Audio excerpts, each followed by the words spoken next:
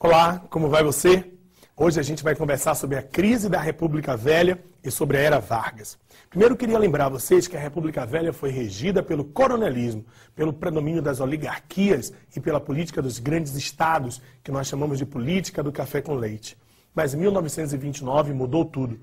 Em 1929, a crise da chamada economia liberal, do capitalismo liberal, levou a economia capitalista ao colapso mundial.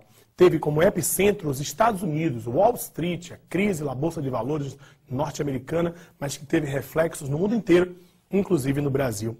Lembrem-se que o Brasil produzia 80% do seu café para fora do país. E o mercado norte-americano era um dos grandes consumidores do café brasileiro.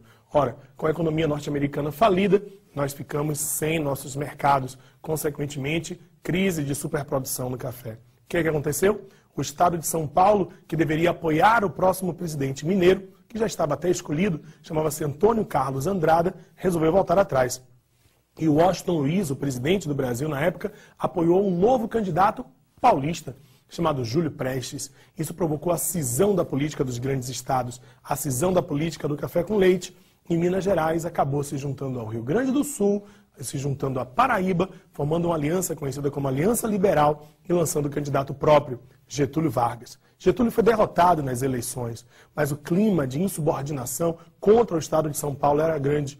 A motivação do processo foi a morte de João Pessoa, que não tinha nada a ver com a concorrência eleitoral. João Pessoa era o candidato a vice na chapa da Aliança Liberal, mas foi a justificativa que se precisava para o início de um movimento armado que derruba a chamada República Velha, coloca abaixo Washington Luiz, não permite a posse de Júlio Prestes e coloca no poder Getúlio Dornelles Vargas. É o início da chamada Era Vargas. A gente pode separar a Era Vargas em 3 períodos, de 1930 até 1945, separado de 1930 até 1934, é o chamado governo provisório. De 1934 até 1937, a única experiência constitucional da Era Vargas, chamada fase ou período constitucional. E de 1937 até 1945, o chamado Estado Novo. Vamos falar um pouco agora sobre o governo provisório. É bom a gente lembrar que esse período que sucedeu a dita Revolução de 30, por que dita Revolução? Porque não foi revolução coisa alguma, foi apenas uma substituição dos grupos dirigentes, uma troca de guarda, como se costuma dizer. Foi um período de rearrumação da estrutura política brasileira. Vargas, ele distribui funções, ele fecha o legislativo, impõe uma égide maior, um controle maior sobre o judiciário, e, ao mesmo tempo, ele muda o panorama econômico brasileiro, investindo na pluricultura, tirando o Brasil do atavismo, da prisão que tinha em relação à monocultura cafeeira. Esse período também Vargas sofre oposições. A mais importante delas foi a Revolução Constitucionalista de 1932.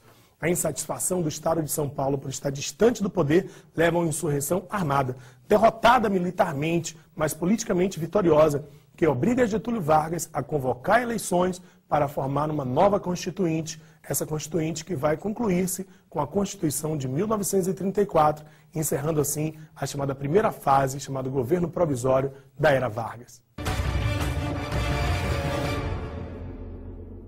A fase constitucional do governo Vargas é marcada pela oposição entre 2 grandes grupos políticos. Há primeiras configurações na história do Brasil de grupos apartidários ou suprapartidários de característica nacional. De um lado estava a AIB, Ação Integralista Brasileira. A Ação Integralista Brasileira que foi criada nos moldes dos partidos fascistas europeus, conhecidos também como os Camisas Verdes. Eles eram liderados por um literato chamado Plínio Salgado. Inspirado nas frentes fascistas europeias, tinham como slogan principal Deus, Pátria e Família. E do outro lado estava a ANL, Aliança Nacional Libertadora.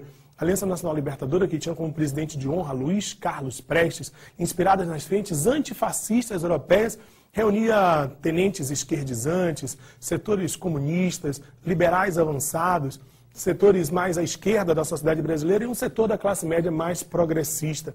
Foi exatamente a oposição entre os setores fascistas, de inspiração fascista, e os setores mais liberais e à esquerda que colocaram a crise do período constitucional na pauta política brasileira.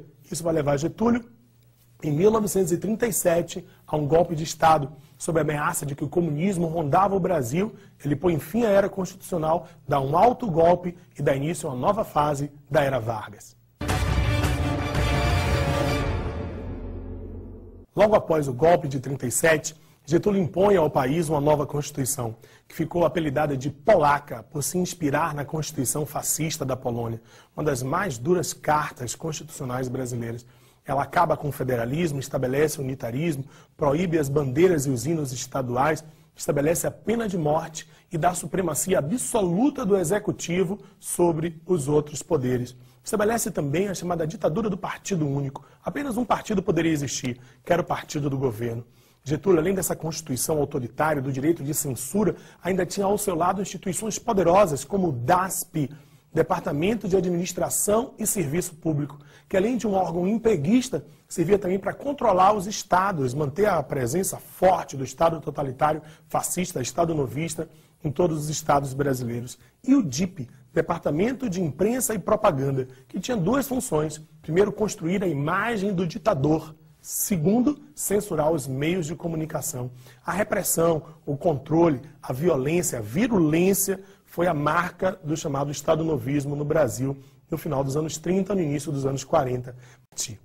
Pois bem, pensando em Getúlio Vargas, a gente sabe que apesar dessa oposição, ou pelo menos de um discurso contrário ao Estado novismo, Getúlio governava com força muito grande, com um controle maior do Brasil. Ele tinha uma Constituição que lhe dava amparo, tinha a força das instituições que lhe davam amparo também, e o apoio de vários setores sociais, como a burguesia agroexportadora, que apoiava Getúlio, a burguesia industrial, os militares nacionalistas que apoiavam Getúlio Vargas, a classe média conservadora que via em Getúlio um remédio contra o comunismo, e principalmente as camadas populares. A política paternalista e trabalhista de Getúlio deu a ele a alcunha de pai dos pobres, dizia-se na época pai dos pobres e mãe dos ricos, mas garantia assim o apoio popular a Getúlio.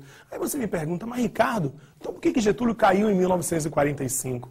Apenas um fator externo pode explicar isso, que foi a participação do Brasil na Segunda Guerra Mundial. As pressões norte-americanas, que precisavam do território brasileiro, do Nordeste brasileiro, como trampolim da vitória, um ponto de parada para seus aviões que se dirigiam à África e à Europa, obrigou o Brasil a participar da Segunda Guerra Mundial. Quando nossos soldados, nossos generais voltaram da Europa, pensavam, nós fomos para a Europa lutar contra o fascismo, mas aqui no Brasil mantemos no poder um governo fascista. Isso debilitou Getúlio. Isso obrigou Getúlio Vargas, aos poucos, a iniciar um processo de abertura democrática. Os partidos políticos ressurgiram, a anistia política foi estabelecida, presos políticos famosos, como Luiz Carlos Prestes, por exemplo, saíram da cadeia. Era o processo de democratização que começava a ganhar força no Brasil. E, ao mesmo tempo, Getúlio começava a perder espaço. Tentou se manter no poder. O movimento queremista, Queremos Getúlio, com apoio das massas, não teve sucesso. Em 1945, Getúlio é deposto. É o fim da era Vargas.